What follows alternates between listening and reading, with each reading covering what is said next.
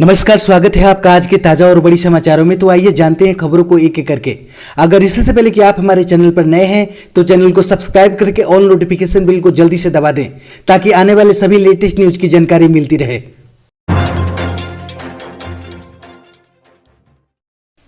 चुनाव से पहले असम में बीजेपी को बड़ा झटका। अहम सहयोगी बीपीएफ ने साथ छोड़ कांग्रेस से मिलाया हाथ। जी हां, आपको बता दें कि असम में होने वाले विधानसभा चुनाव से पहले भारतीय जनता पार्टी को बड़ा झटका लगा है। असम में होने वाले विधानसभा चुनाव से पहले बोडोलैंड पीपल्स फ्रंट यानी बीपीएफ के अध्यक्ष हाग्रमा मोहिलेरे ने भाजपा गठबंधन से अलग होने की घोषणा की है। साथ ही उन्होंने यह भी ऐलान किया है कि असम में बीपीएफ अब कांग्रेस के साथ मिलकर चुनाव लड़ेगी। इसके नेता हाग्रमा मोहिलेरे ने सोशल मीडिया पर इस बात की जानकारी दी। आपको बता दें कि असम में 27 मार्च से 6 अप्रैल के बीच 3 चरणों में चुनाव होंगे। मोहिलेरे ने शनिवार को शाम सोशल मीडिया पोस्ट में कहा कि विकास, शांति और एकता के लिए स्थिर सरकार जरूरी है। हम भ्रष्टाचार को भी खत्म करना चाहते हैं, इसलिए बोडोलैंड पीपल्स फ्रंट महाजट गठबंधन में शामिल होने का फैसला किया है। अब हम भाजपा से किसी तरह की दोस्ती रखना नहीं चाहते हैं। आने वाले चुनाव में हम महाजट गठबंधन के साथ मिलकर चुनाव लड़ेंगे। पाकिस्तान ने 17 भारतीय मछुआरों को गिरफ्तार किया, 3 नौकाएं भी जब्त की। जी हां, आपको बता दें कि पाकिस्तान ने 17 भारतीय मछुआरों को देश के जल क्षेत्र में कथित रूप से प्रवेश करने के लिए गिरफ्तार किया है और उनकी 3 नौकाओं को भी जब्त कर लिया है। पाकिस्तानी समुद्री सुरक्षा एजेंसी के एक प्रवक्ता ने बताया कि शुक्रवार को गिरफ्तार किए गए मछुआरों को शनिवार को न्यायिक मजिस्ट्रेट के सामने पेश किया गया और पुलिस को सौंप दिया गया है। अधिकारी ने कहा कि भारतीय मछुआरों को चेतावनी दी गई थी कि वे पाकिस्तान के जल क्षेत्र में हैं और उन्हें दूर चला जाना चाहिए। इसके लिए उन्होंने चेतावनी नहीं सुनी। प्रवक्ता ने कहा कि 17 मछुआरों को गिरफ्तार करने के लिए तेज गति वाली नौकाओं को इस्तेमाल किया गया, जो पाकिस्तान और भारत के बीच तटीय सीमा पर क्रीक के पास पाकिस्तान के जल क्षेत्र में 10 से 15 समुद्री मील दूर अंदर थे। आपको बता दें कि भारतीय मछुआरों को कराची में मालिर या लांदी जेल भेजा जाता है। यह गिरफ्तारी 1 वर्ष के अंतराल के बाद हुई है, जब 23 भारतीय मछुआरों को गिरफ्तार किया गया था और मछली पकड़ने वाली उनकी 4 नौकाओं को समुद्री सुरक्षा एजेंसी ने जब्त कर लिया था।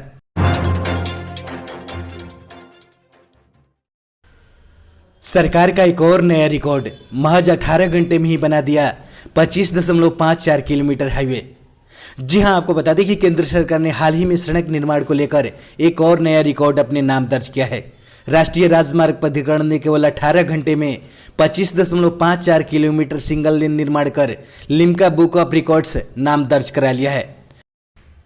केंद्रीय परिवहन मंत्री नितिन गडकरी ने ट्वीट कर इस बात की जानकारी दी और बताया कि 4 लाइनों के राजमार्ग की एक सड़क मात्र 18 घंटे में तैयार कर दी गई है। इस सड़क की लंबाई 25.54 किलोमीटर बताई जा रही है। केंद्रीय मंत्री नितिन गडकरी ने ट्वीट किया कि सोलमपुर बीजापुर राजमार्ग पर 4 लेनिंग कार्य के अंतर्गत 25.54 किलोमीटर की सिंगल लेन निर्माण कार्य को 18 घंटे में पूरा किया है, जिसे लिम्का बुक ऑफ रिकॉर्ड्स में दर्ज किया जाएगा।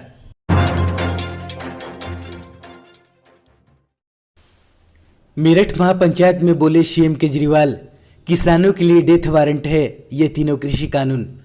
जी हां, आपको बता दें कि मेरठ किसान महापंचायत में पहुंचे दिल्ली के मुख्यमंत्री अरविंद केजरीवाल ने भाजपा सरकार पर जमकर हमला बोला। उन्होंने किसानों को संबोधित करते हुए कहा कि ये तीनों कृषि कानून किसानों के लिए डेथ वारंट हैं। उन्होंने कहा कि ऐसे तो हर किसान मजदूर बन जाएगा। उन्होंने कहा कि पिछले 25 सालों में 3.5 लाख किसान आत्महत्या कर चुके हैं। अब दिल्ली के बॉर्डर पर शहादत क्यों दे रहे हैं किसान? उन्होंने कहा कि क्योंकि उनकी जिंदगी मौत पर आ गई है। सबकी खेती पूंजीपति के हाथ में चली जाएगी और किसान अपने ही खेत में मजदूर बन जाएगा। सीएम अरविंद केजरीवाल ने कहा कि सभी पार्टी की सरकारों ने 70 सालों में किसानों को धोखा दिया है। किसान 70 साल से अपनी फसल की सही दाम मांग रहे हैं। सभी चुनावी घोषणा पत्र में लिखा होगा कि हम जीतेंगे तो सही दाम देंगे, लेकिन आज सही दाम दे देते तो किसान आत्महत्या नहीं करता। उन्होंने कहा कि आज अपने देश का किसान बहुत ही ज्यादा पीड़ा में है। 250 से ज्यादा किसान भाइयों की शहादत हो चुकी हैं, लेकिन सरकार के सिर पर जू तक नहीं रेंग रही हैं। बिना फास्टैग अब नहीं होगा वाहनों का रजिस्ट्रेशन, फिटनेस सर्टिफिकेट और थर्ड पार्टी इंश्योरेंस।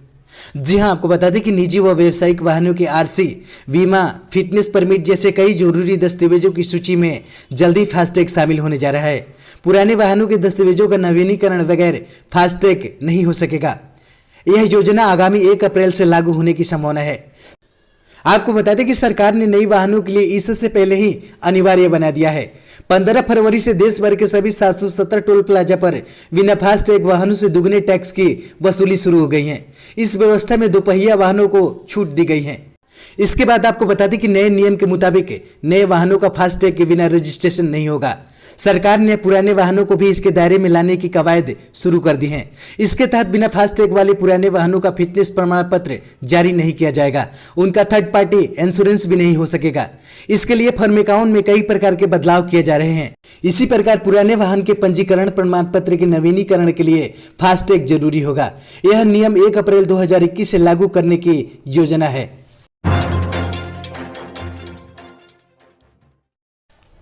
देश भर में सेना भर्ती परीक्षा रद्द, पेपर लीक होने के मामले में 3 लोग गिरफ्तार।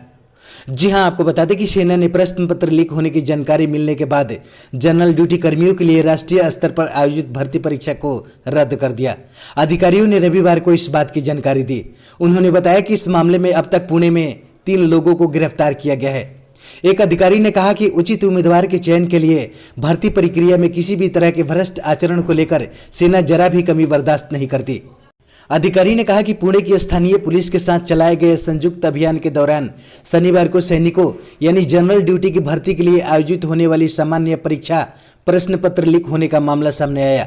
उन्होंने कहा कि इस मामले में आगे की जांच जारी है और भर्ती प्रक्रिया में पारदर्शिता बरकरार रखने के मद्देनजर परीक्षा रद्द करने का निर्णय लिया गया है।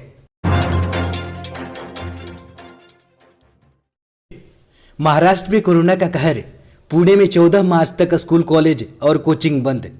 जी हां, आपको बता दें कि महाराष्ट्र में एक बार फिर कोरोना संक्रमण का कहर अपने चरम पर आ गया है। हालात इतने बिगड़ चुके हैं कि सरकार को इसमें सख्ती बढ़ानी पड़ी है। कोरोना वायरस के बढ़ते मामलों को देखते हुए महाराष्ट्र के पुणे में नाइट कर्फ्यू 14 मार्च तक बढ़ा दिया गया है। साथ ही स्कूल, कॉलेज, निजी कोचिंग संस्थानों को 14 मार्च तक बंद कर दिया गया है। कोरोना मामलों के उछाल के बाद 21 फरवरी से 28 फरवरी तक के लिए पुणे में नाइट कर्फ्यू और दूसरी पाबंदियां लागू की गई थी, जिन्हें अब 14 मार्च तक बढ़ाया गया है। पुणे के मेयर मुरलीधर मेहोल ने इस बात की जानकारी दी है। उन्होंने कहा कि रात को 11 बजे से सुबह 6 बजे तक सिर्फ जरूरी सेवाओं वाले वाहनों को शहर में आने जाने की इजाजत होगी। सिटी में रेस्तरां को 11 बजे ही बंद किया जा रहा है। पहले 1 बजे तक रेस्तरां खोले जा सकते थे। इसके अलावा शादियों में 50 से ज्यादा लोगों के पहुंचने पर जुर्माना लगाया जाएगा।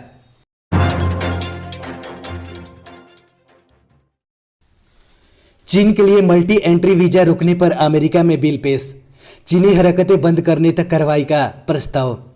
जी हां, आपको बता दें कि आर्थिक और औद्योगिक जासूसी को लेकर अमेरिका चीन के रिश्ते पहले से बेहद खराब चल रहे हैं। हांगकांग, तिब्बत, ताइवान और उइगर मुसलमानों को लेकर दोनों देशों में अभी भी तकरार हैं।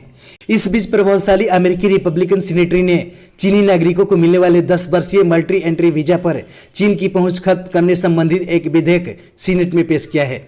आपको बता दें कि सीनेट में इस विधेयक में कहा गया है कि जब तक यह प्रमाणित नहीं हो जाए कि चीन ने अमेरिका के खिलाफ आर्थिक और औद्योगिक जासूसी को बंद कर दी है, तब तक इस वीजा पर रोक लगा देनी चाहिए। आपको बता दें कि यदि यह बिल कानून में तब्दील होता है तो चीनी नागरिकों को 10 वर्ष के लिए दिए जाने वाले B1 B2 वीजा पर रोक लगा दी जाएगी। यह कानून तब तक प्रभावी रहेगा जब तक गृह मंत्रालय से यह प्रमाणित न हो जाए कि चीनी ने अमेरिका के खिलाफ जासूसी अभियान बंद कर दिया है। इस बिल के जरिए चीन पर लगाम लगाने की तैयारी की जा रही है। नई राष्ट्रीय शिक्षा नीति के तहत बदल जाएगा भाषाओं का भी पाठ्यक्रम। जी हां, आपको बता दें कि नई राष्ट्रीय शिक्षा नीति के तहत उच्च शिक्षा क्रम के पाठ्यक्रमों में प्रस्तावित बदलाव कई स्तरों पर दिखाई देगा। नए पाठ्यक्रम में गैर प्रायोगिक विषयों में भी व्यवहारिक ज्ञान पर जोर दिया जाएगा। भाषाओं के पाठ्यक्रम में भी इसका असर दिखेगा। आपको बता दें कि नया पाठ्यक्रम 1 जुलाई 2021 से शुरू होने वाले नए सत्र में लागू हो सकता है। इसके बाद आपको बता दें कि शासन ने स्नातक स्तर पर लागू होने वाले न्यूनतम सामान्य पाठ्यक्रम के संबंध में शासन ने जारी दिशा निर्देशों के आधार पर ये पाठ्यक्रम तैयार किए जा रहे हैं। शासन ने भाषाओं के पाठ्यक्रम के अनुवाद व स्क्रिप्ट राइटिंग समेत रोजगार से जुड़ने वाली लेखन की अन्य विधाओं को भी शामिल करने का सुझाव दिया है। इस तरह हिंदी, संस्कृत और अंग्रेजी समेत अन्य भाषाओं के पाठ्यक्रम को अब ज्यादा उपयोगी बनाया जाएगा। तैयार कराए जा रहे पाठ्यक्रम पर फीडबैक लेकर उसमें बदलाव भी किया जाना है। यह जिम्मेवारी उच्च शिक्षा परिषद को दी गई है। इसके बाद आपको बता दें कि परिषद ने पाठ्यक्रमों को अपनी वेबसाइट पर अपलोड कर लोगों से फीडबैक भी मांगे हैं। हमारे चैनल पर बने रहने के लिए बहुत बहुत धन्यवाद।